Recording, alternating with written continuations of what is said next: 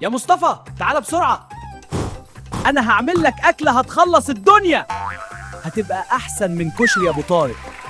فلافل وممبار ومحشي ماما نورهان مع بعض. إيه يا عم الحاج؟ إيه اللي في الطاسة دي؟ دي بطاطس ولا بصل ولا إيه؟ وإيه اللي بيطلع دخان ده؟ دي الوصفة السرية بتاعتي.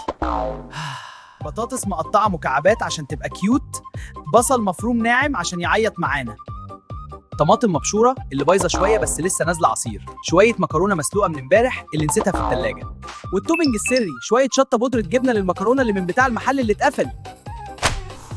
يا عم انت ناوي تسممني ولا ايه؟ دي مش أكلة، دي كارثة. الريحة دي زي ما يكون حد حرق عربية ميكروباص. لا لا استنى لما تستوي، هتبقى الكشري السريع المطور اللي بيخلص في 7 دقايق ويخليك تشبع شهر.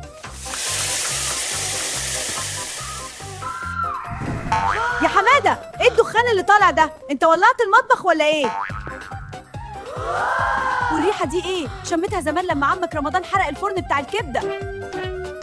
وبعدين يا ولد، الاكل المحروق ده مش كويس، العلماء بيقولوا انه بيطلع مواد تضر الصحة على المدى الطويل. شفت؟ حتى ماما حست بالعبقرية. وبعدين يا ماما ده مش محروق، ده مكرمل على الطريقة الفرنساوي.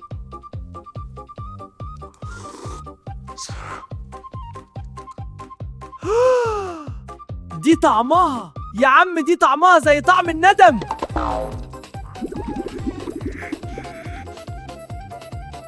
ايه رأيك؟ جامدة مش كده؟ جامدة قوي، جامدة لدرجة اني هروح اكل سندوتش فول عند عم صابر دلوقتي واقول له الف شكر على انك موجود.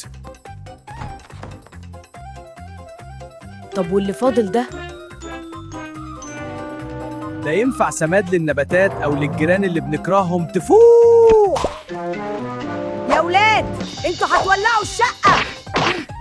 وانت يا حمادة، المرة الجاية لو عملت أكلة تاني هخليك تاكلها لوحدك في الحوش. لا يا ماما. مش أنا قلت إن الأكل المحروق أو اللي فيه دخان كتير ممكن يعمل مشاكل صحية ويتكون فيها مواد سامة يا زفت؟ شفتوا؟ انا بحاول ابتكر وهما بيحسدوني. التاريخ هيشهد ليا يوما ما، التاريخ هيشهد انك سممت واحد وده انا. المهم انها كانت تجربة، وبكره هجرب تاني بس المرة الجاية من غير اكل محروق ودخان كتير.